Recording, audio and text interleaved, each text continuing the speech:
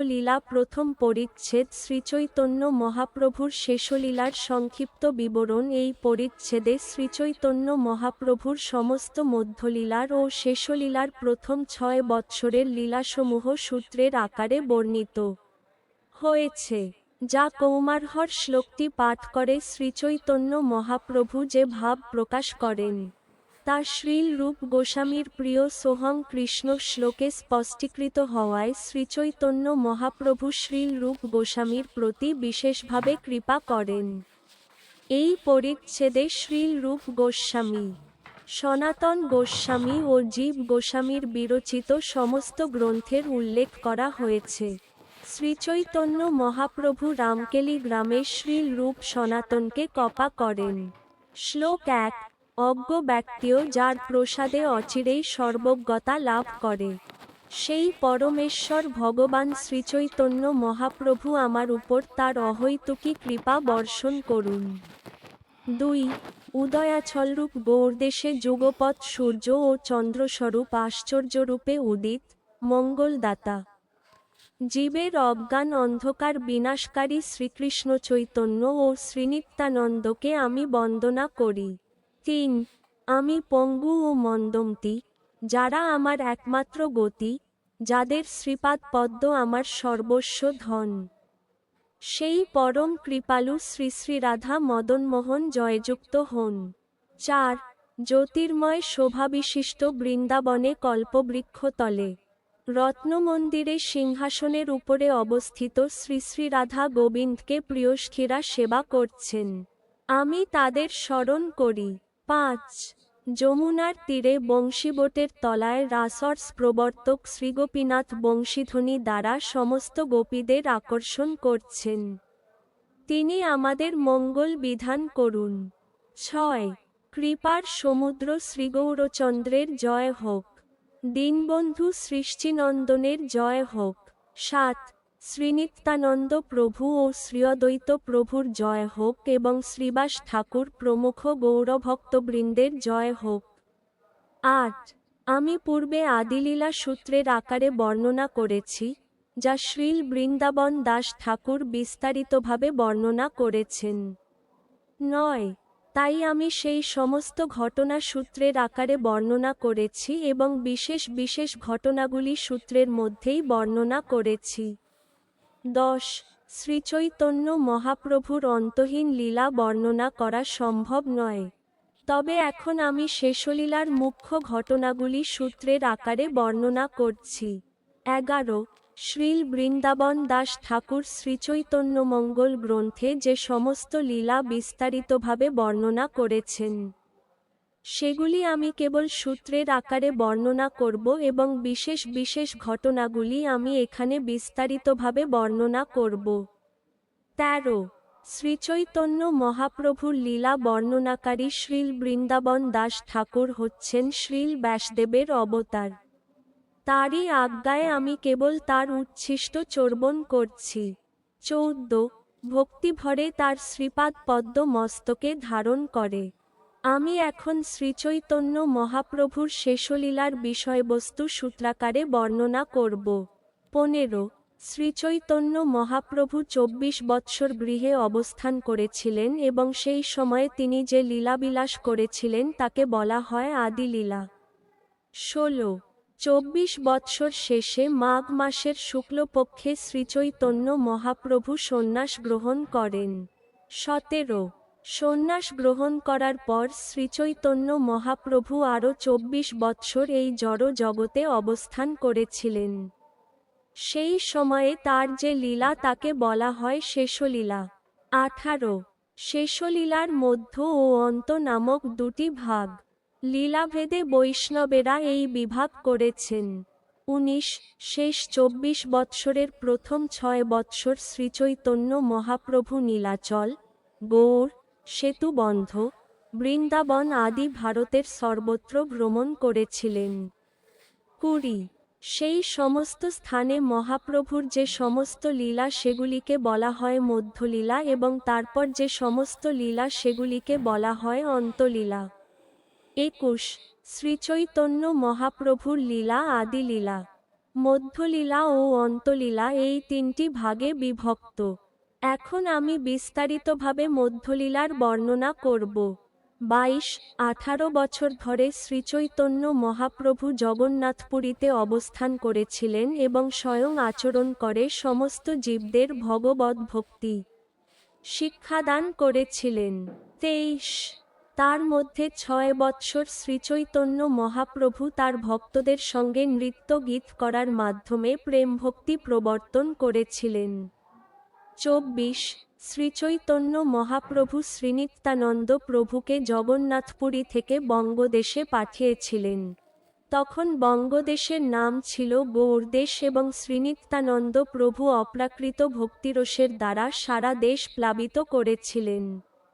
25 শ্রীনিত্যানন্দ প্রভু স্বাভাবিকভাবে ভগবৎ প্রেমে আত্মহারা, আর তখন শ্রীচৈতন্য মহাপ্রভুর দ্বারা আদিষ্ট হয়ে তিনি যেখানে সেখানে কৃষ্ণপ্রেম দান করলেন। 26 শ্রীনিত্যানন্দ প্রভুর শ্রীপাদপদ্মে আমি অসংখ্য প্রণতি নিবেদন করছি, যিনি সারা জগৎকে শ্রীচৈতন্য মহাপ্রভুর ভক্তি প্রদান করেছেন। 27 শ্রীচৈতন্য মহাপ্রভু শ্রীনিত্যানন্দ প্রভুকে বড় ভাই বলতেন, আর সেই শ্রীনিত্যানন্দ প্রভু শ্রীচৈতন্য মহাপ্রভুকে প্রভু বলে সম্বোধন করতেন। 28 যদিও শ্রীনিত্যানন্দ প্রভু স্বয়ং বলরাম, তবুও তিনি নিজেকে শ্রীচৈতন্য মহাপ্রভুর দাস বলে মনে করতেন। 29 শ্রীনিত্যানন্দ প্রভু সকলকে শ্রীচৈতন্য মহাপ্রভুর সেবা করতে, শ্রীচৈতন্য মহাপ্রভুর নাম গ্রহণ করতে, শ্রীচৈতন্য মহাপ্রভুর মহিমা কীর্তন করতে অনুরোধ করেছিলেন। শ্রীনিত্যানন্দ প্রভু বলেছিলেন, যে শ্রীচৈতন্য মহাপ্রভুকে ভক্তি করে সে আমার প্রাণের মতো প্রিয়। 30 এভাবেই শ্রীনিত্যানন্দ প্রভু জাতি ধর্ম বর্ণ নির্বিশেষে সকলের কাছে শ্রীচৈতন্য মহাপ্রভুর শ্রীপাদপদ্মের প্রতি ঐকান্তিক ভক্তি দান করলেন। তার ফলে দিনহীন, অধঃপতিত ও নিন্দুকদের পর্যন্ত তিনি নিস্তার করলেন। 31 তারপর শ্রীচৈতন্য মহাপ্রভু শ্রীল রূপ গোস্বামী ও শ্রীল সনাতন গোস্বামী দুই ভাইকে শ্রীধাম বৃন্দাবনে যেতে আদেশ দিলেন। তার আদেশে তারা তখন শ্রীধাম বৃন্দাবনে গিয়েছিলেন। 32 বৃন্দাবনে গিয়ে এই দুই ভাই ভগবদ্ভক্তি প্রচার করেছিলেন এবং বহু লুপ্ত তীর্থ উদ্ধার করেছিলেন। তারা বিশেষভাবে শ্রী শ্রী মদনমোহন ও শ্রী শ্রী গোবিন্দজির সেবা প্রবর্তন করেছিলেন। 33-34 ভারতবর্ষের নানা স্থান হইতে প্রাচীন শাস্ত্রাদি সংগ্রহ করিয়া এবং সেই সমস্ত শাস্ত্র অধ্যয়ন করিয়া সেই সমস্ত শাস্ত্র হইতে ভক্তি প্রতিপাদক প্রমাণাদি উদ্ধৃত করিয়া শ্রীপাদ রূপ ও শ্রীপাদ সনাতন বহু ভক্তিগ্রন্থ প্রণয়ন করিয়াছেন এবং তাহাদের প্রণীত গ্রন্থে অন্যান্য শাস্ত্রের উক্তি সমূহেও সমালোচনা ও বিচার করিয়া তাহারা ব্রজের নিগুড় ভক্তির শ্রেষ্ঠত্ব প্রতিপাদন করিয়াছেন। 35 শ্রী সনাতন গোস্বামীপাদ হরিভক্তিবিলাস, ভাগবতামৃত, দশম টিপ্পনী ও দশম চরিত প্রভৃতি গ্রন্থ রচনা করেছিলেন। 36 আমরা শ্রীল সনাতন গোস্বামী রচিত 4টি গ্রন্থের আলোচনা করেছি। তেমনি শ্রীল রূপ গোস্বামীও বহু গ্রন্থ রচনা করেছেন, যা গণনা করে শেষ করা যায় না। 37 তাই আমি শ্রীল রূপ গোস্বামী রচিত প্রধান প্রধান গ্রন্থগুলি উল্লেখ করব। তিনি শত সহস্র গ্রন্থে বৃন্দাবনে শ্রীকৃষ্ণের লীলাবিলাসের বর্ণনা করেছেন। 38 শ্রীল রূপ গোস্বামী রচিত গ্রন্থগুলি হচ্ছে ভক্তিরসামৃত সিন্ধু, বিদগ্ধ মাধব, উজ্জ্বল নীলমণি ও ললিত মাধব। 39-40 শ্রীল রূপ গোস্বামী দানকেলি কৌমুদী, স্তবাবলী, লীলাছন্দ, পদ্মাবলী, গোবিন্দ বিরুদাবলী, মথুরা মাহাত্ম্য এবং নাটক বর্ণন আদি গ্রন্থগুলিও রচনা করেছেন। 41 লঘু ভাগবতামৃত আদি গ্রন্থের বর্ণনা কে করতে পারে? সেই সমস্ত গ্রন্থে শ্রীলরূপ গোস্বামী বৃন্দাবনে শ্রীকৃষ্ণের লীলাবিলাসের কাহিনী বর্ণনা করেছেন। 42 শ্রীলরূপ গোস্বামীর ভ্রাতুষ্পুত্র শ্রীলজীব গোস্বামী এত ভক্তিগ্রন্থ রচনা করেছেন যে সেগুলি গণনা করে শেষ করা যায় না। 43 শ্রীভাগবত সন্দর্ভে শ্রীলজীব গোস্বামী ভগবদ্ভক্তির চরম সিদ্ধান্ত নিরূপণ করেছেন। 88 সব চাইতে প্রসিদ্ধ ও মহাপ্রভাবশালী চিন্ময় গ্রন্থ হচ্ছে গোপাল চম্পু। এই গ্রন্থে বৃন্দাবনে শ্রীকৃষ্ণের নিত্য লীলাবিলাস ও ব্রজরস পূর্ণরূপে বর্ণিত হয়েছে। 45 এভাবেই শ্রীলরূপ গোস্বামী, শ্রীল সনাতন গোস্বামী, তাদের ভ্রাতুষ্পুত্র শ্রীলজীব গোস্বামী এবং তাদের পরিবারের সমস্ত সদস্য বৃন্দাবনে বাস করে ভক্তি বিষয়ক বহু গুরুত্বপূর্ণ গ্রন্থ প্রকাশ করেছেন। 46 শ্রীচৈতন্য মহাপ্রভুর সন্ন্যাস গ্রহণের প্রথম বৎসর শ্রীঅদ্বৈত আচার্য প্রভু প্রমুখ সমস্ত ভক্তরা মহাপ্রভুকে দর্শন করার জন্য জগন্নাথপুরীতে গিয়েছিলেন। 47 জগন্নাথপুরীতে রথযাত্রা মহোৎসব দেখে তারা 4 মাস সেখানে ছিলেন এবং শ্রীচৈতন্য মহাপ্রভুর সঙ্গে নৃত্য কীর্তন করে পরম আনন্দ উপভোগ করেছিলেন। 48 বিদায়ের সময় শ্রীচৈতন্য মহাপ্রভু সমস্ত ভক্তদের অনুরোধ করে বলেছিলেন, প্রতি বৎসর জগন্নাথদেবের গুন্ডিচা মন্দিরে যাওয়ার রথযাত্রা অনুষ্ঠান দর্শন করার জন্য তোমরা এসো। 49 শ্রীচৈতন্য মহাপ্রভুর আদেশ অনুসারে সমস্ত ভক্তরা প্রতি বৎসর শ্রীচৈতন্য মহাপ্রভুকে দর্শন করতে আসতেন। তারা জগন্নাথপুরীতে শ্রীজগন্নাথদেবের গুন্ডিচা যাত্রা দর্শন করে 4 মাস পর গৃহে ফিরে যেতেন। 50 এভাবেই 20 বছর ধরে গমনাগমন হয় এবং তার ফলে পরিস্থিতি এত গভীর হয়ে ওঠে যে মহাপ্রভু ও তার ভক্তরা পরস্পরের সঙ্গে মিলিত না হয়ে থাকতে পারতেন না।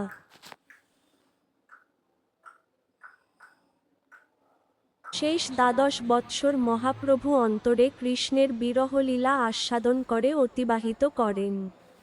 52 এভাবেই কৃষ্ণবিরহে শ্রীচৈতন্য মহাপ্রভু দিন রাত উন্মাদের মতো আচরণ করতেন। কখনো তিনি হাসতেন, আবার কখনো কাঁদতেন, কখনো তিনি নাচতেন এবং কখনো তিনি গভীর বিষাদে ক্রন্দন করতেন। 53 যখন শ্রীচৈতন্য মহাপ্রভু জগন্নাথদেবকে দর্শন করতেন, তখন তিনি ব্রজগোপিকারা দীর্ঘ বিরহের পর কুরুক্ষেত্রে শ্রীকৃষ্ণকে দর্শন করে যে ভাব অনুভব করেছিলেন, সেই ভাব অনুভব করতেন। 54 রথযাত্রার সময়ে শ্রীচৈতন্য মহাপ্রভু যখন রথাগ্রে নৃত্য করতেন, তখন তিনি নিম্নোক্ত 2টি পদ গাইতেন। 55 আমি এখন আমার প্রাণনাথকে পেয়েছি, যার জন্য আমি মদনদহনে, কামাগ্নিতে দগ্ধ হচ্ছিলাম। 56 শ্রীচৈতন্য মহাপ্রভু দিবসের শেষার্ধে, দ্বিতীয় প্রহরে, সেই তো পরাণ নাথ পাইনু গানটি গেয়ে নাচতেন এবং তিনি অন্তরে ভাবতেন, আমি এখন কৃষ্ণকে বৃন্দাবনে ফিরিয়ে নিয়ে যাচ্ছি। এইভাবে তার হৃদয় সর্বদা পূর্ণ থাকত। 57 সেইভাবে আবিষ্ট হয়ে শ্রীচৈতন্য মহাপ্রভু শ্রীজগন্নাথদেবের সামনে নৃত্য করতে করতে একটি শ্লোক আবৃত্তি করছিলেন। সেই শ্লোকের অর্থ কেউই বুঝতে পারছিল না। 58 যিনি কৌমারকালে রেবা নদীর তীরে আমার চিত্ত হরণ করেছিলেন, তিনি এখন আমার পতি হয়েছেন। এখন সেই চৈত্র মাসের জ্যোৎস্নালোকিত রজনীতে সেই প্রস্ফুটিত মালতী পুষ্পের সৌরভ রয়েছে এবং কদম কানন থেকে সেই মধুর সমীরণও প্রবাহিত হচ্ছে। সুরত ব্যাপার লীলাকার্যে আমি সেই নায়িকাও উপস্থিত। তবুও আমার চিত্ত এই অবস্থায় সন্তুষ্ট না হয়ে রেবা নদীর তীরে বেতসী তরুতলের জন্য নিতান্ত উৎকণ্ঠিত হচ্ছে। 59 আপাতদৃষ্টিতে মনে হয় এই শ্লোকটি যেন এক সাধারণ যুবক যুবতীর প্রণয়ানুরাগ, কিন্তু এই শ্লোকের প্রকৃত অর্থ কেবল স্বরূপ দামোদর গোস্বামীই জানতেন। ঘটনাক্রমে সেই বৎসর শ্রীল রূপ গোস্বামীও সেখানে উপস্থিত ছিলেন। 60 যদিও শ্রীল স্বরূপ দামোদর গোস্বামী কেবল সেই শ্লোকটির অর্থ জানতেন, কিন্তু শ্রীচৈতন্য মহাপ্রভুর মুখে সেই শ্লোকটি শুনে শ্রীল রূপ গোস্বামী তৎক্ষণাৎ সেই শ্লোকের অর্থ বিশ্লেষণ করে আর একটি শ্লোক রচনা করেছিলেন। 61 সেই শ্লোকটি রচনা করে শ্রীল রূপ গোস্বামী একটি তালপাতায় লিখে তার পর্ণকুটিরের চালে সেটি গুজে রেখেছিলেন। 62 সেই শ্লোকটি তালপাতায় লিখে তার পর্ণকুটিরের চালে সেটি গুজে রেখে শ্রীল রূপ গোস্বামী সমুদ্রে স্নান করতে গিয়েছিলেন। সেই সময় শ্রীচৈতন্য মহাপ্রভু তার সঙ্গে সাক্ষাৎ করার জন্য তার পর্ণকুটিরে এসেছিলেন। 63 বিরুদ্ধমতি জনসাধারণের বিরূপভাব এড়াবার জন্য শ্রীল হরিদাস ঠাকুর, শ্রীল রূপ গোস্বামী ও শ্রীল সনাতন গোস্বামী এই তিনজন মহাত্মা জগন্নাথ মন্দিরে প্রবেশ করতেন না। 64 শ্রীচৈতন্য মহাপ্রভু প্রতিদিন শ্রীজগন্নাথদেবের মন্দিরে উপলভোগ উৎসব দর্শন করতেন এবং তারপর গৃহে প্রত্যাবর্তনের পথে এই তিনজন মহাপুরুষের সঙ্গে সাক্ষাৎ করতেন।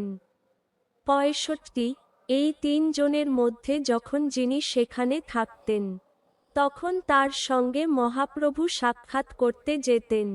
সেটি ছিল তার প্রাত্যহিক নিয়ম। 66 শ্রীচৈতন্য মহাপ্রভু যখন শ্রীল রূপ গোস্বামীর পর্ণকুটিরে এলেন, তখন তিনি দৈবাৎ ঊর্ধ্বে দৃষ্টিপাত করে চালে গোজা তালপাতায় লেখা সেই শ্লোকটি দেখতে পেলেন এবং তিনি তখন সেটি পাঠ করলেন। 67 সেই শ্লোকটি পাঠ করে শ্রীচৈতন্য মহাপ্রভু ভাবাবিষ্ট হয়ে পড়েছিলেন। সেই সময়ে শ্রীল রূপ গোস্বামী সেখানে এসে উপস্থিত হলেন এবং তাকে দণ্ডবৎ প্রণতি নিবেদন করলেন। 68 শ্রীল রূপ গোস্বামী যখন দণ্ডবৎ প্রণতি নিবেদন করলেন, তখন শ্রীচৈতন্য মহাপ্রভু উঠে গিয়ে তাকে স্নেহভরে একটি চাপড় মারলেন। তারপর তাকে কোলে করে বললেন। 69 শ্রীচৈতন্য মহাপ্রভু বললেন, আমার শ্লোকের অভিপ্রায় কেউ জানে না, কিন্তু তুমি আমার মনের কথা জানলে কি করে? 70 এই বলে শ্রীচৈতন্য মহাপ্রভু শ্রীল রূপ গোস্বামীকে বহু কৃপা করলেন এবং তারপর সেই শ্লোকটি শ্রীল স্বরূপ দামোদর গোস্বামীকে দেখালেন। 71 সেই শ্লোকটি শ্রীল স্বরূপ দামোদর গোস্বামীকে দেখিয়ে অত্যন্ত বিস্ময় সহকারে শ্রীচৈতন্য মহাপ্রভু তাকে জিজ্ঞেস করলেন যে, শ্রীল রূপ গোস্বামী তার মনের কথা জানলেন কিভাবে? 72 উত্তরে শ্রীল স্বরূপ দামোদর গোস্বামী শ্রীচৈতন্য মহাপ্রভুকে বলেছিলেন, শ্রীরূপ যে তোমার মনের কথা জানতে পেরেছে তা থেকে বুঝতে পারছি যে সে তোমা বিশেষ কৃপা লাভ করেছে। 73 মহাপ্রভু বললেন, শ্রীরূপের প্রতি আমি এত সন্তুষ্ট হয়েছি যে ভগবদ্ভক্তির প্রচার করার জন্য তার মধ্যে আমার সমস্ত শক্তি সঞ্চার করে তাকে আমি আলিঙ্গন করেছি। 74 আমি মনে করি শ্রীরূপ ভগবস্তুত্বের গুড় রস হৃদয়ঙ্গম করতে সমর্থ এবং তাই তুমিও তার কাছে ভগবদ্ভক্তির গুড় রস বিশ্লেষণ কর। 75 পরে আমি এই সম্বন্ধে বিস্তারিতভাবে বর্ণনা করব। এখন আমি তা সংক্ষেপে বর্ণনা করলাম মাত্র। 76 এটি শ্রীমতী রাধারানীর উক্তি, হে সহচরী, আমার সেই অতি প্রিয় শ্রীকৃষ্ণের সঙ্গে এই কুরুক্ষেত্রে আমার মিলন হয়েছে। আমিও সেই রাধা আর এখন আমাদের মিলন হয়েছে, তা অত্যন্ত সুখকর। কিন্তু তবুও শ্রীকৃষ্ণের মুরলীর পঞ্চম সুরে আনন্দ প্লাবিত যমুনার তীরের বনের জন্য আমার চিত্ত আকুল হয়ে উঠেছে। 77 হে ভক্তগণ, এই শ্লোকের সংক্ষিপ্ত অর্থ শ্রবণ করুন। জগন্নাথদেবের শ্রীবিগ্রহ দর্শন করে শ্রীচৈতন্য মহাপ্রভু এভাবেই ভাবিত হয়েছিলেন। 78 তার ভাবনার বিষয় ছিল শ্রীমতী রাধারানীর যে ভাবনার উদয় হয়েছিল। কুরুক্ষেত্রে শ্রীকৃষ্ণের সঙ্গে মিলন হওয়া সত্ত্বেও তিনি এভাবেই ভাবিত হয়েছিলেন। 79 তিনি বৃন্দাবনের নির্জন পরিবেশে গোপবালকের বেশে শ্রীকৃষ্ণের কথা ভাবছিলেন। কিন্তু কুরুক্ষেত্রে তার পরনে রাজবেশ আর তার সঙ্গে রয়েছে কত হাতি, ঘোড়া, কত মানুষ। তাই সেই পরিবেশ তাদের মিলনের উপযুক্ত ছিল না। তাই শ্রীমতী রাধারানী তখন মনে মনে ভেবেছিলেন, আমার বৃন্দাবনের নির্জন পরিবেশে যদি সেভাবেই শ্রীকৃষ্ণকে পাই, তাহলেই আমার মনের বাসনা পূর্ণ হবে। 81 গোপিকারা বললেন, হে কমলনাভ, সংসারকূপে পতিত মানুষদের উদ্ধারের একমাত্র অবলম্বন স্বরূপ তোমার শ্রীপাদ পদ্ম, যা অসীম ধ্যানসম্পন্ন মহান যোগীরা সর্বদাই তাদের হৃদয়ে ধ্যান করেন, তা গৃহসেবায় রত আমাদের মনে উদিত হোক। 82 গোপিকারা ভাবলেন, তোমার চরণ যদি আমাদের বৃন্দাবনের গৃহে পুনরায় উদিত হয়, তাহলে আমাদের বাসনা পূর্ণ হয়। 83 শ্রীমদ্ভাগবতের শ্লোকের গূঢ় অর্থ বিশদভাবে বিশ্লেষণ করে শ্রীল রূপ গোস্বামী জনসাধারণের বোধগম্য করার জন্য একটি শ্লোক রচনা করেছেন। 84 গোপিকারা বললেন, হে কৃষ্ণ, মথুরা মণ্ডলের মাধুরী দ্বারা পরিবৃত ধন্য বৃন্দাবন ভূমির বনসমূহ তোমার লীলাবিলাসের সৌরভ দ্বারা আবৃত হয়ে রয়েছে। সেই অনুকূল পরিবেশের ভাব দ্বারা বিমুগ্ধ চিত্ত আমাদের সঙ্গে মিলিত হয়ে বংশীবদন তুমি সেই লীলাবিলাস কর। 85 এভাবেই শ্রীচৈতন্য মহাপ্রভু যখন শ্রীজগন্নাথ দেবকে দর্শন করলেন, তখন তিনি তাকে তার ভগিনী সুভদ্রার সঙ্গে দেখলেন এবং দেখলেন যে তার হাতে বাঁশি নেই। 86 গোপীভাবে মগ্ন হয়ে শ্রীচৈতন্য মহাপ্রভু শ্রীজগন্নাথ দেবকে বৃন্দাবনে ত্রিভঙ্গ সুন্দর ব্রজেন্দ্রনন্দন রূপে দর্শন করতে চাইলেন এবং তার সেই রূপে তাকে দর্শন করার বাসনা অনুক্ষণ বাড়তে লাগল। 87 ঠিক যেমন শ্রীমতী রাধারানী উদ্ধবকে দর্শন করে ভ্রমরের সঙ্গে প্রলাপ করেছিলেন, শ্রীচৈতন্য মহাপ্রভুও তেমনি রাত্রি দিন ভাবাবিষ্ট হয়ে উন্মাদের মতো প্রলাপ করেছিলেন। 88 শ্রীচৈতন্য মহাপ্রভু তার লীলার শেষ 12 বৎসর এই রকম অপ্রাকৃত উন্মাদনায় অতিবাহিত করেছিলেন। এভাবেই তার শেষলীলা 3 ভাবে সম্পাদিত হয়েছিল। 89 সন্ন্যাস গ্রহণ করে 24 বৎসর শ্রীচৈতন্য মহাপ্রভু যে যে লীলাবিলাস করেছিলেন তা অনন্ত ও অপার। তার মর্মকে বুঝতে পারে? 90 সেই সমস্ত লীলার উদ্দেশ্য করার জন্য আমি তার মুখ্য লীলার সূত্র গণনা করে দিগদর্শন করছি। 91 প্রথম সূত্র হচ্ছে শ্রীচৈতন্য মহাপ্রভুর সন্ন্যাস গ্রহণ। সন্ন্যাস গ্রহণ করার পর শ্রীচৈতন্য মহাপ্রভু বৃন্দাবনের দিকে যাত্রা করেছিলেন। 92 বৃন্দাবনে যাওয়ার পথে শ্রীচৈতন্য মহাপ্রভু কৃষ্ণ প্রেমে বিহ্বল ছিলেন এবং তার বাদ্যজ্ঞান সর্বতোভাবে লোপ পেয়েছিল। এভাবেই তিনি 3 দিন রাঢ় দেশে, যে স্থানে গঙ্গা নদী প্রবাহিতা হয় না, ভ্রমণ করেছিলেন। 93 শ্রীনিত্যানন্দ প্রভু শ্রীচৈতন্য মহাপ্রভুকে ভুলিয়ে গঙ্গার তীরে এনে বললেন যে সেটি হচ্ছে যমুনা নদী। 94 3 দিন পর শ্রীচৈতন্য মহাপ্রভু শান্তিপুরে অদ্বৈত আচার্য প্রভুর গৃহে এসে প্রথম ভিক্ষা গ্রহণ করেছিলেন। সেই দিন রাত্রে তিনি সংকীর্তন করেছিলেন। 95 শ্রীঅদ্বৈত আচার্য প্রভুর গৃহে তার মায়ের সঙ্গে এবং মায়াপুরের ভক্তদের সঙ্গে তার মিলন হয়েছিল। সেখানে সমস্ত সমস্যার সমাধান করে তিনি নীলাচলে গমন করেছিলেন। 96 জগন্নাথপুরী যাওয়ার পথে শ্রীচৈতন্য মহাপ্রভু বহু রকম লীলাবিলাস করেছিলেন। তিনি বিভিন্ন মন্দিরে গিয়েছিলেন এবং মাধবেন্দ্র পুরীর কথা এবং গোপালদেব বিগ্রহ স্থাপনের কাহিনী বর্ণনা করেছিলেন। 97 শ্রীচৈতন্য মহাপ্রভু ক্ষীরচোরা গোপীনাথের কথাও বর্ণনা করেছিলেন এবং তিনি শ্রীনিত্যানন্দ প্রভুর কাছে সাক্ষীগোপালের কাহিনী শ্রবণ করেছিলেন।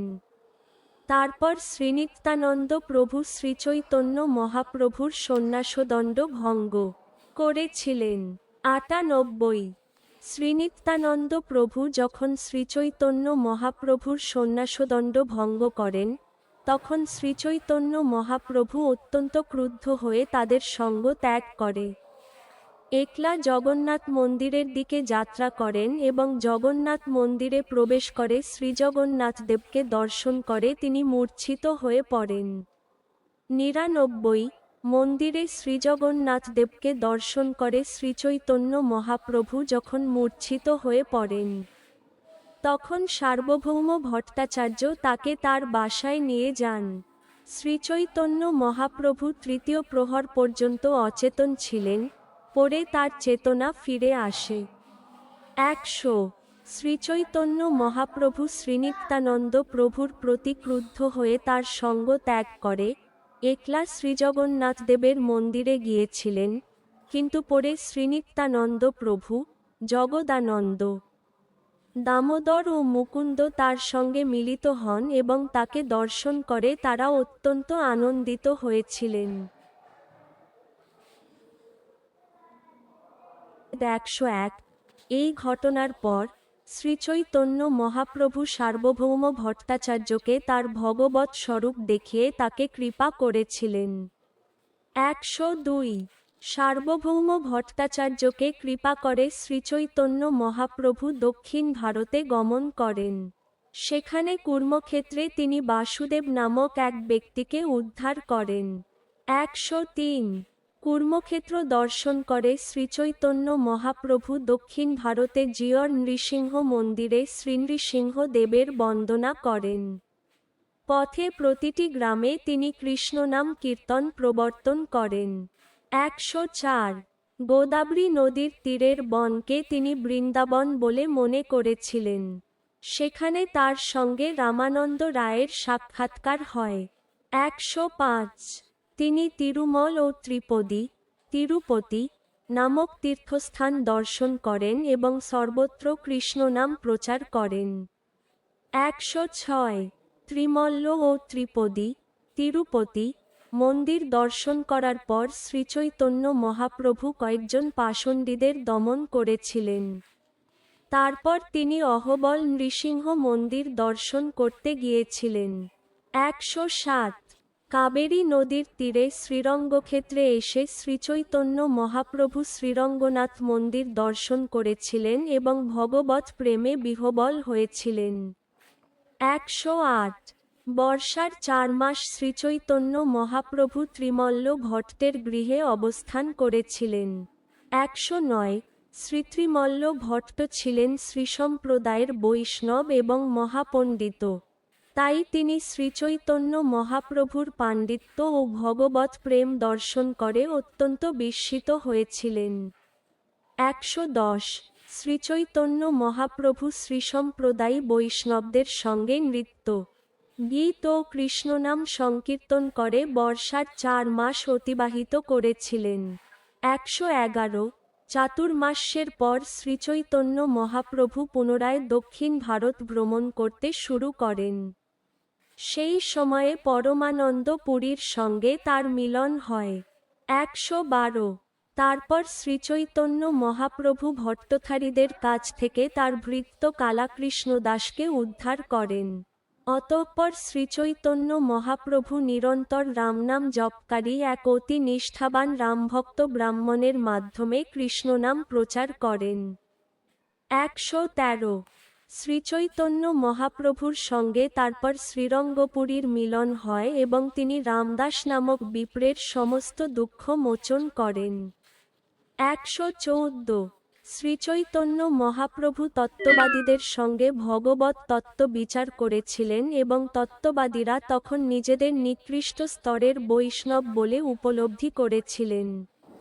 ১১৫ শ্রীচৈতন্য মহাপ্রভু তারপর অনন্তদেব, পুরুষোত্তম, শ্রীজনার্দন, পদ্মনাভ ও বাসুদেব আদি বিষ্ণু মন্দির দর্শন করেছিলেন। ১১৬ তারপর শ্রীচৈতন্য মহাপ্রভু বিখ্যাত সপ্ততাল বৃক্ষ উদ্ধার করেন। রামেশ্বর সেতুবন্ধে স্নান করেন এবং রামেশ্বর নামক শিবমন্দির দর্শন করেন। 117 রামেশ্বরে শ্রীচৈতন্য মহাপ্রভু কূর্ম পুরাণ শ্রবণ করেন এবং রাবণ যে প্রকৃত সীতাদেবীর পরিবর্তে মায়া সীতা হরণ করেছিল সেই তত্ত্ব উদ্ধার করেন। 118 এই তত্ত্ব শ্রবণ করে শ্রীচৈতন্য মহাপ্রভু অত্যন্ত আনন্দিত হয়েছিলেন এবং তখন তার রামদাস বিপ্রের কথা মনে পড়েছিল, যিনি রাবণের সীতা হরণের ব্যাপারে অত্যন্ত মর্মাহত হয়েছিলেন। 119 মহা আগ্রহে শ্রীচৈতন্য মহাপ্রভু সেই অতি পুরাতন পুঁথিটি সংগ্রহ করেছিলেন এবং পরে তিনি তা রামদাস বিপ্রকে দেখিয়ে তার দুঃখ মোচন করেছিলেন। 120 শ্রীচৈতন্য মহাপ্রভু এই সময় শ্রীব্রহ্ম সংহিতা, শ্রীকৃষ্ণকর্ণামৃত এই দুটি গ্রন্থও পেয়েছিলেন। এই গ্রন্থ দুটি অত্যন্ত উত্তম জেনে তিনি গ্রন্থ দুটি তার ভক্তদের দান করার জন্য সঙ্গে নিয়ে এসেছিলেন। 121 এই গ্রন্থগুলি সংগ্রহ করে শ্রীচৈতন্য মহাপ্রভু জগন্নাথপুরীতে ফিরে এসেছিলেন। সেই সময় শ্রীজগন্নাথদেবের স্নানযাত্রা অনুষ্ঠান হচ্ছিল এবং তিনি ভক্তসহ শ্রীজগন্নাথ দর্শন করেছিলেন। 122 শ্রীজগন্নাথদেব যখন মন্দিরে অর্থম পরিচ্ছেদ 122 শ্রীজগন্নাথদেব যখন মন্দিরে অনবসরে ছিলেন, শ্রীচৈতন্য মহাপ্রভু তার দর্শন না পেয়ে বিরহে আকুল হয়ে জগন্নাথপুরী থেকে আলালনাথ নামক স্থানে চলে গিয়েছিলেন। 124 গৌড়ের ভক্তরা যখন জগন্নাথপুরীতে এসে পৌঁছলেন, তখন শ্রীনিত্যানন্দ প্রভু ও সার্বভৌম ভট্টাচার্য অনেক অনুনয় বিনয় করে মহাপ্রভুকে জগন্নাথপুরীতে নিয়ে এলেন। 125 শ্রীচৈতন্য মহাপ্রভু যখন আলালনাথ থেকে জগন্নাথপুরীতে গেলেন, তখন শ্রীজগন্নাথদেবের বিরহে তিনি দিন রাত অত্যন্ত বিহ্বল হয়েছিলেন।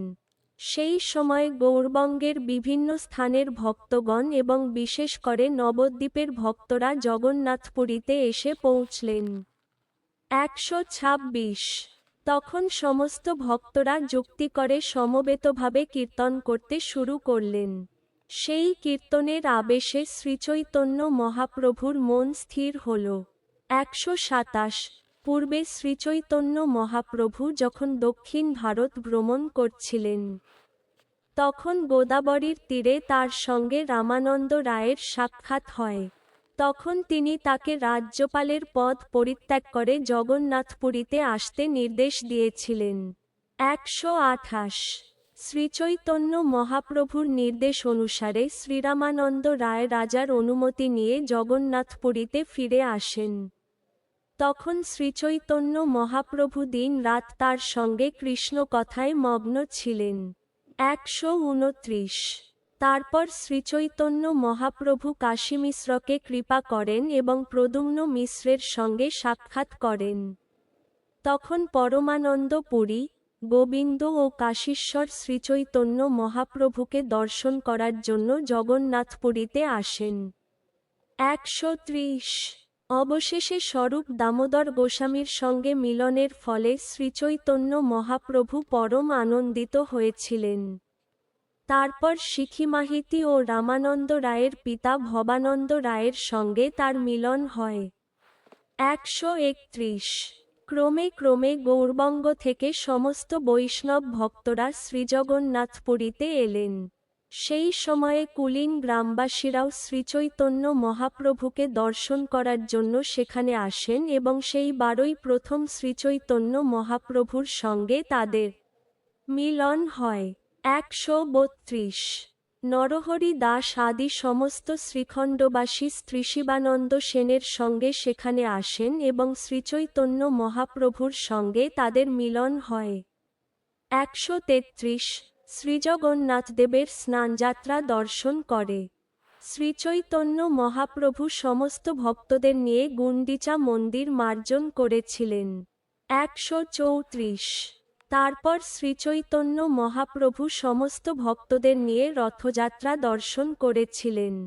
তখন মহাপ্রভু স্বয়ং রথের সম্মুখে নৃত্য করেছিলেন এবং নৃত্য করার পর উদ্যানে গমন করেছিলেন। 135 সেই উদ্যানে শ্রীচৈতন্য মহাপ্রভু মহারাজ প্রতাপরুদ্রকে কৃপা করেছিলেন। তারপর গৌড়ীয় ভক্তরা যখন স্থানে ফিরে যাচ্ছিলেন, তখন শ্রীচৈতন্য মহাপ্রভু তাদের প্রত্যেককে একে একে নির্দেশ দিয়েছিলেন। 136 শ্রীচৈতন্য মহাপ্রভু প্রতি বৎসর গৌড়ীয় ভক্তদের সঙ্গে মিলিত হতে চেয়েছিলেন। তাই তিনি তাদের প্রতি বৎসর রথযাত্রা মহোৎসব দর্শন করার জন্য জগন্নাথপুরীতে আসতে নির্দেশ দিয়েছিলেন। 137 সার্বভৌম ভট্টাচার্য শ্রীচৈতন্য মহাপ্রভুকে তার গৃহে ভোজন করতে নিমন্ত্রণ করেছিলেন। মহাপ্রভু যখন ভোজন করছিলেন, তখন সার্বভৌম ভট্টাচার্যের জামাতা, তার কন্যা ঘাটির পতি, শ্রীচৈতন্য মহাপ্রভুর সমালোচনা করে। সেই জন্য ষাঠির মাতা তাকে অভিশাপ দিয়েছিলেন যাতে জাঠি বিধবা হয়, অর্থাৎ তিনি তার জামাইয়ের মৃত্যু হোক বলে অভিশাপ দিয়েছিলেন।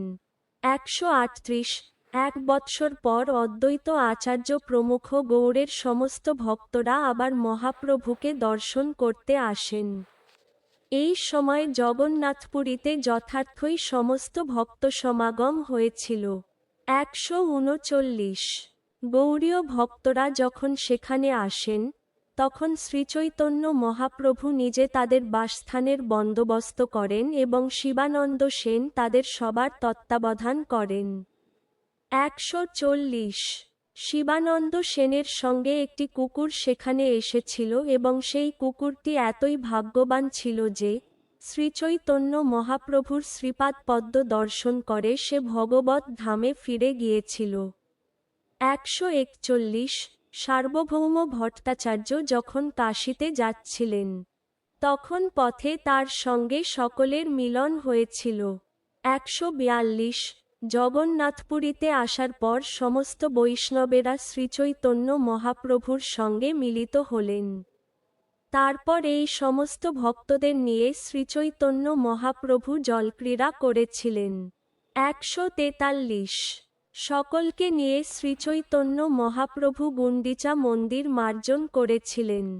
তারপর সকলে রথযাত্রা এবং রথাগ্রে শ্রীচৈতন্য মহাপ্রভুর নৃত্য দর্শন করেছিলেন। 144 জগন্নাথ মন্দির থেকে গুন্ডিচায় যাওয়ার পথে উপবনে মহাপ্রভু বিবিধ লীলাবিলাস করেছিলেন। কৃষ্ণদাস নামক এক ব্রাহ্মণ শ্রীচৈতন্য মহাপ্রভুর অভিষেক করেছিলেন।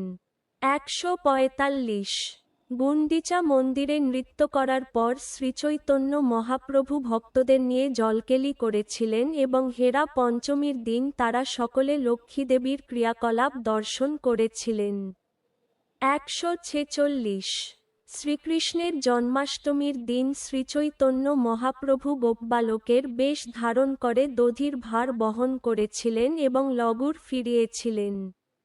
147 তারপর শ্রীচৈতন্য মহাপ্রভু সমস্ত গৌড়ীয় ভক্তদের বিদায় জানিয়েছিলেন এবং তার অন্তরঙ্গ ভক্তদের নিয়ে নিরন্তর নামকীর্তন করেছিলেন।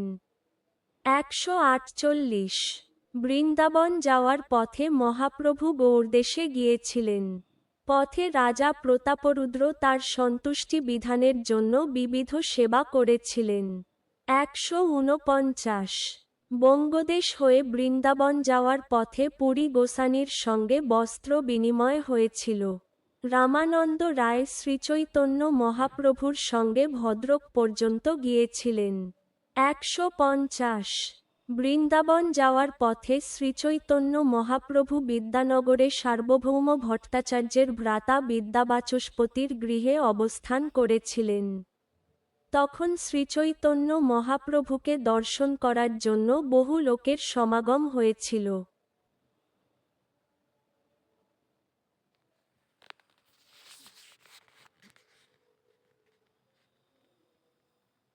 151 শ্রীচৈতন্য মহাপ্রভুকে দর্শন করার জন্য একনাগাড়ে 5 দিন ধরে লোক সমাগম হয়েছিল এবং তখন মুহূর্তের জন্যও কোন বিরাম ছিল না। তাই লোকভয়ে শ্রীচৈতন্য মহাপ্রভু রাত্রিবেলায় সেই স্থান ত্যাগ করে কুলিয়া গ্রামে, বর্তমান নবদ্বীপ, এসেছিলেন।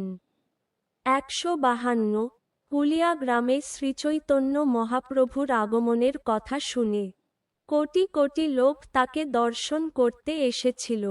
153 কুলিয়া গ্রামে শ্রীচৈতন্য মহাপ্রভু দেবানন্দ পণ্ডিতকে কৃপা করেছিলেন এবং শ্রীবাস প্রভুর শ্রীপাদপদ্মে গোপাল চাপাল নামক ব্রাহ্মণের অপরাধ খণ্ডন করিয়েছিলেন। 154 বহু পাষণ্ডী ও নিন্দুক এসে শ্রীচৈতন্য মহাপ্রভুর চরণে পড়েছিলেন এবং মহাপ্রভু তাদের অপরাধ ক্ষমা করে কৃষ্ণপ্রেম দান করেছিলেন। 155 যখন শ্রীনৃসিংহানন্দ ব্রহ্মচারী শুনলেন যে শ্রীচৈতন্য মহাপ্রভু বৃন্দাবনে যাবেন, তখন তিনি অত্যন্ত আনন্দিত হয়ে মানসে পথ সাজাতে শুরু করেছিলেন। 156 শ্রীনৃসিংহানন্দ ব্রহ্মচারী কুলিয়া নগর থেকে একটি প্রশস্ত পথ রত্ন দিয়ে বাঁধাতে শুরু করলেন এবং তার উপর বৃন্তহীন পুষ্প পেতে দিলেন। 157 রথ তিনি মানসে পথের দুই দিকে বকুল গাছের সারি দিয়ে সাজালেন এবং মাঝে মাঝে পথের দুপাশে সরোবর স্থাপন করলেন। 158 সেই সরোবরগুলিতে মণিময় ঘাট বাঁধানো ছিল এবং সেগুলি প্রস্ফুটিত পদ্মপুষ্পে পূর্ণ ছিল। তাতে নানা রকম পক্ষী কোলাহল করছিল এবং তার জল ছিল ঠিক অমৃতের মতো। 159 সারাটা পথে নানা দিকের সুগন্ধ বহন করে শীতল সমীর প্রবাহিত হচ্ছিল। কানাইর নাটশালা পর্যন্ত তিনি সেই পথ বেঁধেছিলেন। 160 শ্রীনৃসিংহানন্দ ব্রহ্মচারী মানসে কানাইর নাটশালার পরে আর পথ বাঁধতে পারলেন না। এভাবেই পথ বাঁধতে না পেরে তিনি অত্যন্ত বিস্মিত হয়েছিলেন। 161 তখন তিনি ভক্তদের বলেছিলেন, আমি নিশ্চিতভাবে বলছি যে শ্রীচৈতন্য মহাপ্রভু এবার শ্রীবৃন্দাবন যাবেন না। 162 শ্রীনৃসিংহানন্দ ব্রহ্মচারী বলেছিলেন, মহাপ্রভু কানাইয়ের নাটশালা পর্যন্ত যাবেন এবং সেখান থেকে ফিরে আসবেন। পরে তোমরা সকলে সেই কথা জানতে পারবে, কিন্তু এখন আমি তা দৃঢ় নিশ্চয়তা সহকারে বলতে পারি। 163 শ্রীচৈতন্য মহাপ্রভু যখন কুলিয়া থেকে বৃন্দাবনের দিকে চললেন, তখন হাজার হাজার লোক তার অনুগামী হলেন এবং তারা সকলেই ছিলেন ভক্ত। 164 মহাপ্রভু যেখানেই যাচ্ছিলেন, অসংখ্য লোক তাকে দর্শন করতে আসছিল এবং তাকে দর্শন করে তাদের সমস্ত দুঃখ ও শোক বিদূরিত হয়েছিল। 165 যেখানে যেখানে শ্রীচৈতন্য মহাপ্রভুর চরণ ভূমি স্পর্শ করেছে, অগণিত মানুষ তৎক্ষণাৎ সেখানকার মাটি সংগ্রহ করেছে, তাই সেখানে সেখানে গর্ত হয়ে গেছে। 166 এভাবেই শ্রীচৈতন্য মহাপ্রভু রামকেলি গ্রামে এসে উপস্থিত হলেন। অতি সুন্দর ওই গ্রামটি গৌড়ের নিকট অবস্থিত। 167 রামকেলি গ্রামে সংকীর্তন করার সময়ে মহাপ্রভু ভগবৎ প্রেমে অচেতন হয়ে নৃত্য করেছিলেন। তখন তার শ্রীপাদপদ্ম দর্শন করার জন্য কোটি কোটি লোক এসেছিল। 168 গৌড়ের মুসলমান রাজা যখন শ্রীচৈতন্য মহাপ্রভুর অসংখ্য মানুষকে আকৃষ্ট করার প্রভাবের কথা শুনলেন, তখন তিনি বিস্মিত হয়ে বললেন, 169 কোন রকম জাগতিক বস্তু লাভ না করা সত্ত্বেও এত মানুষ যার অনুগমন করে, তাকে নিশ্চয় মহাপুরুষ বলেই যেন তা আমি নিশ্চিতভাবে বুঝতে পেরেছি। 170 মুসলমান নবাব হিন্দু বিদ্বেষী কাজীকে আদেশ দিলেন, এই হিন্দু মহাপুরুষকে হিংসা করো না, তাকে তার ইচ্ছামতো আচরণ করতে দাও। 171 মুসলমান নবাব তার অনুচর কেশব ছত্রীকে শ্রীচৈতন্য মহাপ্রভুর প্রভাবের কথা জিজ্ঞাসা করলেন, কিন্তু কেশব ছত্রী শ্রীচৈতন্য মহাপ্রভুর প্রভাব সম্বন্ধে অবগত হওয়া সত্ত্বেও তা প্রকাশ না করার চেষ্টা করলেন। 172 কেশব ছত্রী মুসলমান নবাবকে খবর দিলেন যে শ্রীচৈতন্য মহাপ্রভু হচ্ছেন একজন পর্যটনকারী সন্ন্যাসী এবং তাকে দেখার জন্য কেবল একজন মানুষ আসছে। 173 কেশব ছত্রী বললেন, আপনার যবন অনুচরেরা হিংসা করে তার বিরুদ্ধে অপপ্রচার করছে। আমার মনে হয় তার প্রতি হিংসা পরায়ণ হয়ে কোন লাভ নেই। পক্ষান্তরে তার ফলে ক্ষতিই হবে। 174 নবাবকে প্রবোধ দিয়ে কেশব ছত্রী এক ব্রাহ্মণকে মহাপ্রভুর কাছে পাঠিয়ে অনুরোধ করলেন তিনি যেন অবিলম্বে সেখান থেকে চলে যান।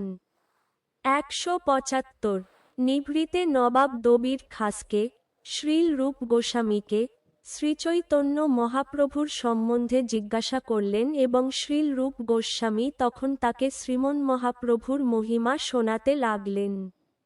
176 শ্রীল রূপ গোস্বামী বললেন, যে পরমেশ্বর ভগবান তোমাকে এই রাজ্য দিয়েছেন এবং যাকে তুমি পরম মঙ্গলময় বলে জান, তিনি তোমার মহা সৌভাগ্যের ফলে তোমার দেশে জন্মগ্রহণ করেছেন।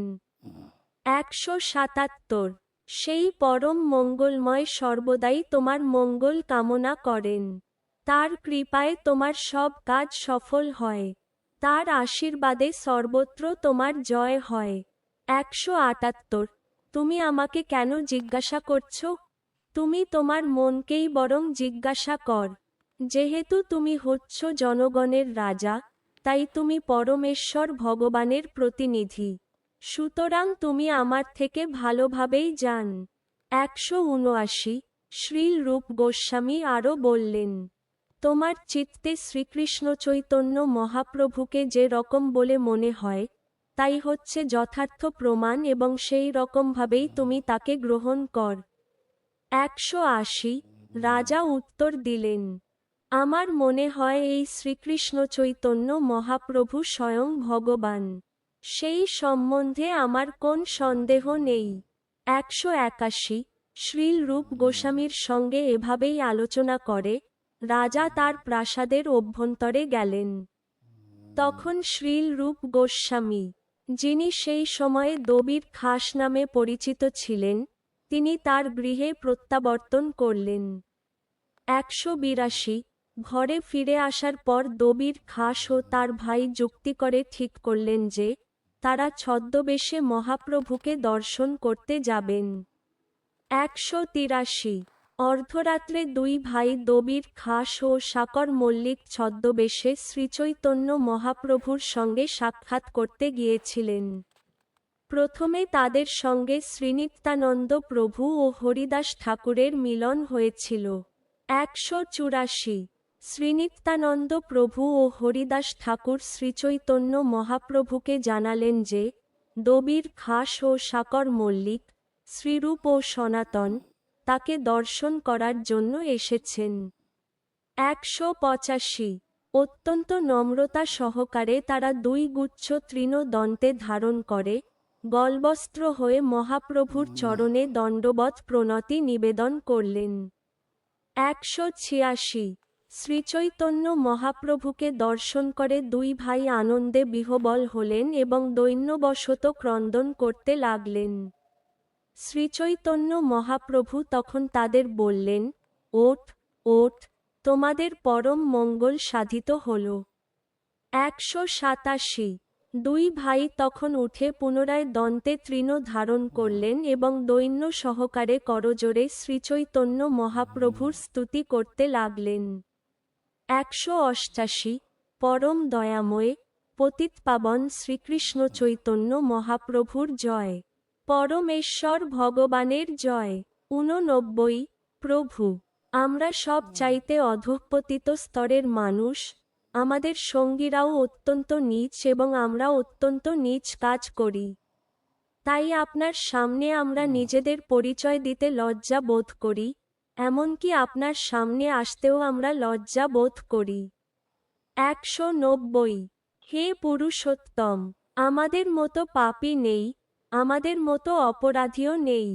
আমাদের পাপ ও অপরাধের উল্লেখ করে সেগুলি পরিহার করতেও আমাদের লজ্জা হচ্ছে। 191 দুই ভাই বললেন, হে প্রভু, পতিত জীবদের উদ্ধার করার জন্য আপনি অবতীর্ণ হয়েছেন। আমাদের চেয়ে পতিত এই জগতে আর কেউ নেই।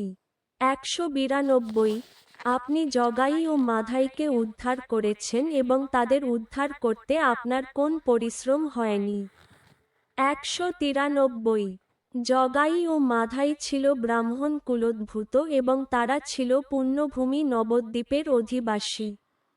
তারা কখনো নিজ স্তরের মানুষের সেবা করেনি এবং তারা কারো নিজ কাজ সাধনের মাধ্যমও ছিল না। 194 জগাই ও মাধাইয়ের কেবল একটি মাত্র দোষ ছিল, তারা পাপকার্যে আসক্ত ছিল। কিন্তু আপনার পবিত্র নামের আভাসেই কেবল সমস্ত পাপরাশি ভস্মীভূত হয়ে যায়। 195 তোমার নাম নিয়ে তারা তোমার নিন্দা করেছিল। সৌভাগ্যক্রমে সেই নামই তাদের মুক্তির কারণ হয়েছিল। 196 আমরা দুজন জগাই মাধাই থেকেও কোটি কোটি গুণ অধম, পতিত এবং পাপী। 197 প্রকৃতপক্ষে জাতিতে আমরা ম্লেচ্ছ। কেন না আমরা স্নেচ্ছের দাসত্ব করি। আমাদের কার্যকলাপও মেচ্ছের মতো এবং গো ব্রাহ্মণ বিদ্বেষী ম্লেচ্ছদের সঙ্গে আমরা সঙ্গ করি। 198 শাকর মল্লিক ও দবির খাঁ সেই দুই ভাই অত্যন্ত বিনীতভাবে ঘোষণা করেছিলেন যে পূর্বকৃত কর্ম তাদের হাতে ও গলায় বেঁধে কুবিষয়ে বৃষ্ঠা গর্তে তাদের ফেলে দিয়েছে। 199 এই ত্রিভুবনে আমাদের উদ্ধার করার মতো যথেষ্ট বলবান কেউ নেই। তুমিই কেবল একমাত্র পতিতপাবন, তাই তুমি ছাড়া আর কেউ এই কাজ করতে পারবে না। 200 যদি আমাদের উদ্ধার করে তুমি তোমার অপ্রাকৃত বল প্রদর্শন কর, তাহলেই তোমার পতিতপাবন নাম সফল হবে। 201 হে দয়াময়, একটি সত্য কথা আমরা বলছি, দয়া করে তুমি তা শ্রবণ কর। আমরা ছাড়া এই জগতে আর দয়ার পাত্র কেউ নেই। 202 আমরা সব চাইতে অধঃপতিত, তাই আমাদের দয়া করে তুমি তোমার দয়া সফল কর। সমস্ত ব্রহ্মাণ্ড তোমার দয়ার বল দর্শন করুক। 203 হে প্রভু, তোমার কাছে আমাদের এক বিশেষ আবেদন তুমি শ্রবণ কর। আমাদের এই আবেদন অসত্য নয়, পক্ষান্তরে তা পরম অর্থপূর্ণ। তা হচ্ছে তুমি যদি আমাদেরকে দয়া না কর, তাহলে তোমার দয়া করার পাত্র খুঁজে পাওয়া অত্যন্ত দুর্লভ হবে। 204 নিজেদের তোমার কৃপা লাভের অযোগ্য দেখে আমরা মনে অত্যন্ত ব্যথা পাচ্ছি, তবুও তোমার অপ্রাকৃত গুণাবলীর কথা শুনে আমরা তোমার প্রতি অত্যন্ত আকৃষ্ট হয়েছি। 205 আমাদের অবস্থা বামন হয়ে চাঁদ ধরতে যাওয়ার মতো। যদিও আমরা সম্পূর্ণ অযোগ্য, তবুও তোমার কৃপা লাভ করার বাসনা আমাদের অন্তরে উদিত হচ্ছে। 206 আপনার নিরন্তর সেবার দ্বারা অন্য মনোরথ নিঃশেষিত হয়ে প্রশান্তভাবে আমি কবে আপনার নিত্য কিঙ্কর বলে নিজেকে জেনে এবং আপনার দাসত্ব স্বীকার করে আনন্দে উৎফুল্ল হব। 207 দবির খাস ও শাকর মল্লিকের প্রার্থনা শ্রবণ করে শ্রীচৈতন্য মহাপ্রভু বললেন, প্রিয় দবির খাস, তোমরা দুভাই আমার পুরাতন ভৃত্য। 208 আজ থেকে তোমাদের নাম রূপ ও সনাতন। তোমাদের এই দৈন্য ত্যাগ কর, কেন না তোমাদের দৈন্য দেখে আমার হৃদয় অত্যন্ত ব্যথিত হচ্ছে। 209 তোমরা বারবার অত্যন্ত দৈন্যভাবে আমাকে পত্র লিখেছ। সেই পত্র থেকে আমি তোমাদের ব্যবহার সম্বন্ধে জানতে পেরেছি। 210 তোমাদের পত্রের দ্বারা আমি তোমাদের হৃদয় জানতে পেরেছি। তাই তোমাদের শিক্ষাদান করার জন্য আমি তোমাদের একটি শ্লোক পাঠিয়েছিলাম। 211 পরপুরুষে আসক্তা নারী গৃহকর্মে ব্যগ্র থেকেও অন্তরে নতুন প্রিয় সঙ্গর আস্বাদন করতে থাকে। 212 আমার গৌড়ে আসার কোন প্রয়োজন ছিল না, কিন্তু তোমাদের দুজনকে দেখবার জন্যই কেবল আমি এখানে এসেছি। 213 সকলেই আমাকে জিজ্ঞাসা করছে কেন আমি এই রামকেলি গ্রামে এসেছি, কিন্তু আমার মনের এই কথা কেউ জানে না। 214। এটি খুব ভালো হলো যে তোমরা দুভাই আমার সঙ্গে দেখা করতে এসেছ। এখন তোমরা ঘরে যাও, মনে কোন ভয় করো না। 215।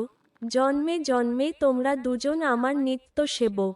আমি নিশ্চিতভাবে জানি যে অচিরেই কৃষ্ণ তোমাদের উদ্ধার করবেন। 216। এই বলে শ্রীচৈতন্য মহাপ্রভু তাদের দুজনের মাথায় তার দুহাত রাখলেন এবং দুভাই তৎক্ষণাৎ মহাপ্রভুর শ্রীপাদ পদ্ম তাদের মস্তকে ধারণ করলেন। 217। তারপর মহাপ্রভু তাদের দুজনকে আলিঙ্গন করলেন এবং সেখানে উপস্থিত সমস্ত ভক্তদের অনুরোধ করলেন তারা যেন কৃপা করে তাদের উদ্ধার করেন। 218। সেই দুভাইয়ের প্রতি মহাপ্রভুর কৃপা দর্শন করে সমস্ত ভক্তরা অত্যন্ত আনন্দিত অন্তরে হরি হরি ধ্বনি দিতে লাগলেন। 219। শ্রীনিত্যানন্দ প্রভু, হরিদাস ঠাকুর, শ্রীবাস ঠাকুর, গদাধর পণ্ডিত, মুকুন্দ দত্ত, জগদানন্দ পণ্ডিত, মুরারি গুপ্ত, বক্রেশ্বর পণ্ডিত আদি শ্রীচৈতন্য মহাপ্রভুর সমস্ত পার্যদেরা সেখানে উপস্থিত ছিলেন। 220। শ্রীল রূপ গোস্বামী ও শ্রীল সনাতন গোস্বামী দুই ভাই সমস্ত বৈষ্ণবদের শ্রীপাদ পদ্ম স্পর্শ করে প্রণতি নিবেদন করলেন এবং সমস্ত বৈষ্ণবেরা তখন অত্যন্ত আনন্দিত হয়ে বললেন, শ্রীচৈতন্য মহাপ্রভুর কৃপা লাভ করে তোমরা ধন্য হলে। 221। সমস্ত বৈষ্ণবদের আদেশ গ্রহণ করে বিদায় গ্রহণ করার সময় দুভাই শ্রীল রূপ গোস্বামী ও সনাতন গোস্বামী শ্রীচৈতন্য মহাপ্রভুর শ্রীপাদ পদ্মে অত্যন্ত বিনীতভাবে নিবেদন করলেন। 222। প্রভু, যদিও বাংলার নবাব হুসেন শাহ তোমাকে অত্যন্ত শ্রদ্ধা করেন, তবুও যেহেতু তোমার এখানে আর কোন কাজ নেই, তাই আর এখানে থেকো না। 223। যদিও নবাব তোমার প্রতি শ্রদ্ধাপরায়ণ, কিন্তু তবুও জাতিতে সে জবন এবং তাকে বিশ্বাস করা উচিত নয়। আমাদের মনে হয় বৃন্দাবনের তীর্থযাত্রায় যখন আপনি যাচ্ছেন, তখন এত লোকের আপনার সঙ্গে যাওয়া ঠিক হবে না। 224। প্রভু, হাজার হাজার লোক সঙ্গে নিয়ে বৃন্দাবনে তীর্থযাত্রা করতে যাওয়া ঠিক নয়। 225। যদিও শ্রীচৈতন্য মহাপ্রভু হচ্ছেন পরমেশ্বর ভগবান শ্রীকৃষ্ণ স্বয়ং এবং তাই তার কোন ভয় ছিল না, তবুও মানুষকে শিক্ষা দেওয়ার জন্য তিনি সাধারণ মানুষের মতো আচরণ করেছিলেন। এই বলে শ্রীচৈতন্য মহাপ্রভুর শ্রীপাদ পদ্ম বন্দনা করে দুভাই তাদের গৃহে প্রত্যাবর্তন করলেন। তখন শ্রীচৈতন্য মহাপ্রভু সেই গ্রাম ছেড়ে যাওয়ার বাসনা করলেন। 227। সকালবেলায় শ্রীচৈতন্য মহাপ্রভু কানাইয়ের নাটশালা নামক স্থানে এলেন। সেখানে তিনি শ্রীকৃষ্ণের বিবিধ লীলা দর্শন করলেন। 228। সেই রাত্রে মহাপ্রভু শ্রীল সনাতন গোস্বামীর প্রস্তাব মনে মনে বিবেচনা করে দেখলেন যে এত লোক সঙ্গে নিয়ে বৃন্দাবনে যাওয়া ঠিক হবে না। 229। মহাপ্রভু ভাবলেন, এত লোক সঙ্গে নিয়ে মথুরায় যাওয়া সুখকর হবে না, কেননা তা হলে রসভঙ্গ হবে। 230। মহাপ্রভু ঠিক করলেন যে তিনি একলা বৃন্দাবনে যাবেন অথবা সঙ্গে বড় জোর একজন সঙ্গী নিয়ে যাবেন। তা হলে বৃন্দাবনে গমন অত্যন্ত সুখকর হবে। 231। মনে মনে এভাবেই বিবেচনা করে মহাপ্রভু সকালে গঙ্গাস্নান করলেন এবং আমি নীলাচলে যাব বলে নীলাচলের দিকে যাত্রা করলেন। 232। পদব্রজে চলতে চলতে শ্রীচৈতন্য মহাপ্রভু শান্তিপুরে এলেন এবং শ্রীঅদ্বৈত আচার্যের গৃহে 5-7 দিন থাকলেন। 233। সেই সুযোগে শ্রীঅদ্বৈত আচার্য প্রভু শচীমাতাকে সেখানে আনালেন এবং শচীমাতা 7 দিন তার বাড়িতে থেকে শ্রীচৈতন্য মহাপ্রভুর জন্য রান্না করলেন। 234 তার মায়ের অনুমতি নিয়ে শ্রীচৈতন্য মহাপ্রভু জগন্নাথপুরীর দিকে যাত্রা করলেন। ভক্তরা যখন তার অনুগমন করছিল, তখন তিনি বিনীতভাবে তাদের গৃহে ফিরে যেতে অনুরোধ করে তাদের কাছ থেকে বিদায় নিলেন। 235 শ্রীচৈতন্য মহাপ্রভু বললেন, 2-1জনকে কেবল সঙ্গে নিয়ে আমি নীলাচলে যাব, আর তোমরা রথযাত্রার সময় এসে আমার সঙ্গে মিলিত হয়ো। 236 বলভদ্র ভট্টাচার্য আর দামোদর পণ্ডিতকে সঙ্গে নিয়ে শ্রীচৈতন্য মহাপ্রভু জগন্নাথপুরীতে এলেন। 237 কয়েকদিন জগন্নাথপুরীতে থাকার পর মহাপ্রভু রাত্রিবেলায় সকলের অগোচরে শ্রীধাম বৃন্দাবনের দিকে যাত্রা করলেন এবং কেউ তা জানতে পারল না। 238 শ্রীচৈতন্য মহাপ্রভু যখন জগন্নাথপুরী থেকে বৃন্দাবনের দিকে যাত্রা করলেন, তখন কেবল বলভদ্র ভট্টাচার্য তার সঙ্গে ছিলেন। এভাবেই তিনি ঝাড়খণ্ডের বনপথ দিয়ে মহানন্দে বারাণসীতে এসে উপস্থিত হলেন। 239 শ্রীচৈতন্য মহাপ্রভু কেবল 4 বৃন্দাবনের দিকে যাত্রা করলেন। দিন কাশীতে ছিলেন এবং তারপর সেখান থেকে মথুরা দর্শন করে তিনি দ্বাদশ কানন দর্শন করলেন। 240 শ্রীকৃষ্ণের লীলাস্থল দ্বাদশ কানন দর্শন করে মহাপ্রভু ভগবৎ প্রেমে অধীর হলেন। বলভদ্র ভট্টাচার্য তখন তাকে মথুরার বাইরে নিয়ে এলেন। 241 মথুরা ত্যাগ করে গঙ্গার তীরের এক পথ ধরে মহাপ্রভু প্রয়োগ, এলাহাবাদ নামক পবিত্র স্থানে এলেন। সেখানে শ্রীল রূপ গোস্বামী এসে তার সঙ্গে মিলিত হলেন। 242 প্রয়াগে মহাপ্রভুর সঙ্গে সাক্ষাৎ হওয়ার পর শ্রীল রূপ গোস্বামী ভূমিতে পতিত হয়ে সাষ্টাঙ্গে প্রণতি নিবেদন করলেন এবং মহাপ্রভু তাকে পরম আনন্দে আলিঙ্গন করলেন। 243 প্রয়াগে দশাশ্বমেধ ঘাটে শ্রীল রূপ গোস্বামীকে শিক্ষা দান করে মহাপ্রভু তাকে বৃন্দাবন যেতে নির্দেশ দিলেন এবং তিনি স্বয়ং বারাণসীর দিকে যাত্রা শুরু করলেন। 244 শ্রীচৈতন্য মহাপ্রভু যখন কাশীতে এসে উপস্থিত হলেন, তখন শ্রীল সনাতন গোস্বামীও তার সঙ্গে এসে মিলিত হলেন। মহাপ্রভু সেখানে 2 মাস ছিলেন এবং সেখানে অবস্থানকালে শ্রীল সনাতন গোস্বামীকে শিক্ষা দান করেছিলেন। 245 সম্পূর্ণরূপে শিক্ষা দান করে এবং তার মধ্যে ভক্তিবল সঞ্চার করে শ্রীচৈতন্য মহাপ্রভু শ্রীল সনাতন গোস্বামীকে মথুরায় পাঠালেন। বারাণসীতে অবস্থানকালে তিনি মায়াবাদী সন্ন্যাসীদেরও কৃপা করেছিলেন। তারপর তিনি জগন্নাথপুরীতে প্রত্যাবর্তন করেছিলেন। 246 এভাবেই শ্রীচৈতন্য মহাপ্রভু 6 বছর ভারতবর্ষের সর্বত্র ভ্রমণ করেছিলেন। কখনো কখনো তিনি এখানে ওখানে ভ্রমণ করে অপ্রাকৃত লীলাবিলাস করেছিলেন এবং কখনো তিনি শ্রীক্ষেত্র জগন্নাথপুরীতে অবস্থান করেছিলেন। 247 জগন্নাথপুরীতে অবস্থানকালে মহাপ্রভু মহা আনন্দে ভক্তসঙ্গে সংকীর্তন করে এবং শ্রীজগন্নাথদেবকে দর্শন করে ভগবৎ প্রেম আস্বাদনের লীলাবিলাস করেছিলেন। 248 সূত্রাকারে আমি শ্রীচৈতন্য মহাপ্রভুর মধ্যলীলা বর্ণনা করলাম। এখন আমি মহাপ্রভুর অন্তলীলা বর্ণনা করব। হে ভক্তগণ, দয়া করে আপনারা তা শ্রবণ করুন। 249 বৃন্দাবন থেকে নীলাচলে ফিরে এসে শ্রীচৈতন্য মহাপ্রভু 18 বছর সেখানে অবস্থান করেছিলেন এবং সেই 18 বছর তিনি কোথাও যাননি। 250 এই 18 বছর গৌড়ের সমস্ত ভক্তরা প্রতি বছর সেখানে আসতেন এবং 4 মাস সেখানে থেকে মহাপ্রভুর সঙ্গ লাভের আনন্দ উপভোগ করতেন।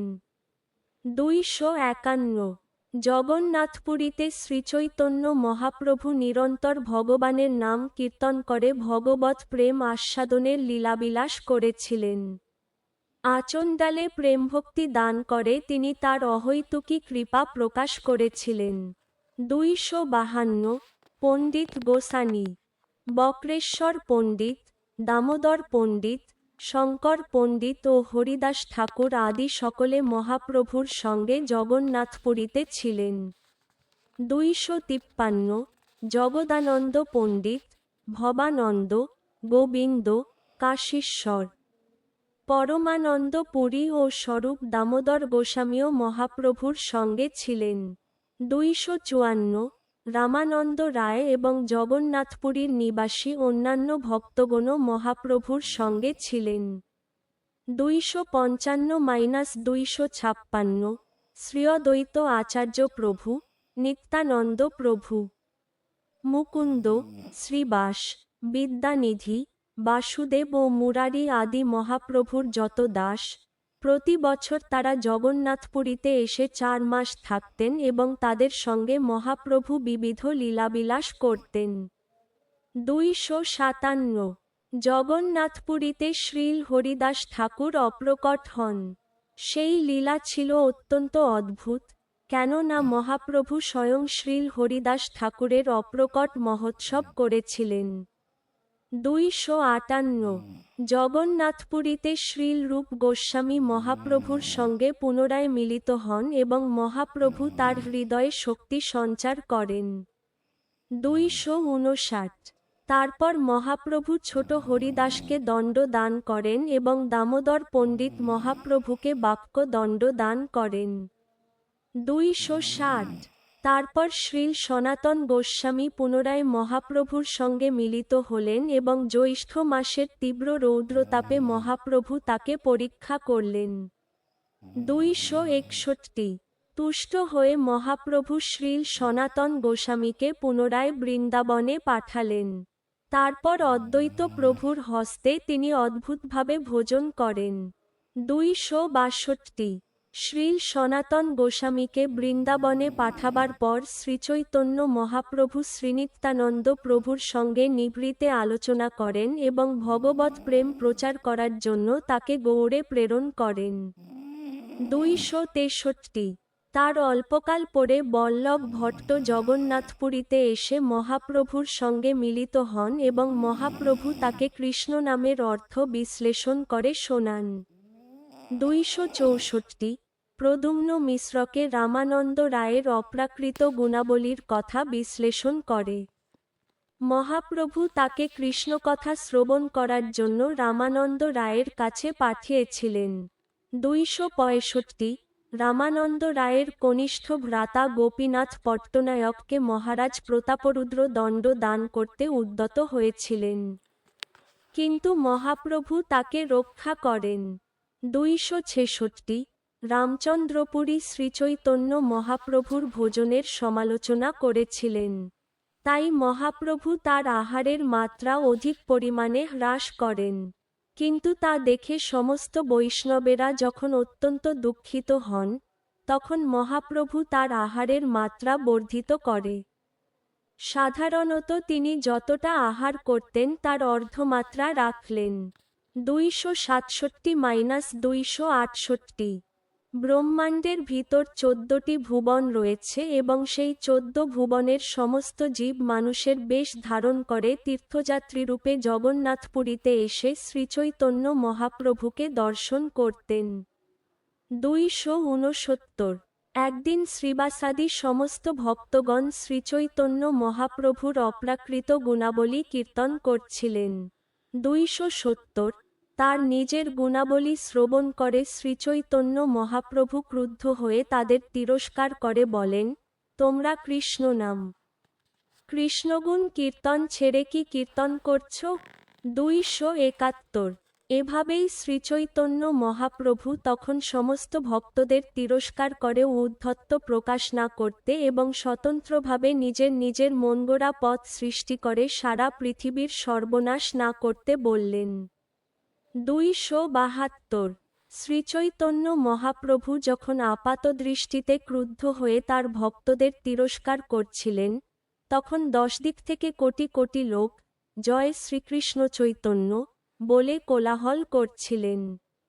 273 অতি উচ্চৈস্বরে তারা বলতে লাগলেন, জয় জয় শ্রীচৈতন্য মহাপ্রভু ব্রজেন্দ্র কুমার, সমস্ত জগৎ উদ্ধার করার জন্য তুমি এখানে অবতীর্ণ হয়েছ। 274 হে প্রভু, অত্যন্ত আর্ত হয়ে আমরা বহুদূর থেকে এসেছি, দয়া করে আমাদের দর্শন দিয়ে তুমি আমাদের কৃতার্থ কর। 275 শ্রীচৈতন্য মহাপ্রভু যখন মানুষের এই দৈন্যপূর্ণ আবেদন শ্রবণ করলেন, তখন তার হৃদয় দ্রবীভূত হল। অত্যন্ত দয়াপরবশ হয়ে তিনি বাইরে এসে তাদের দর্শন দান করলেন।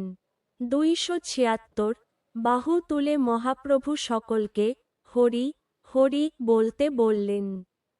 তৎক্ষণাৎ হরিধ্বনিতে চতুর্দিক পূর্ণ হল।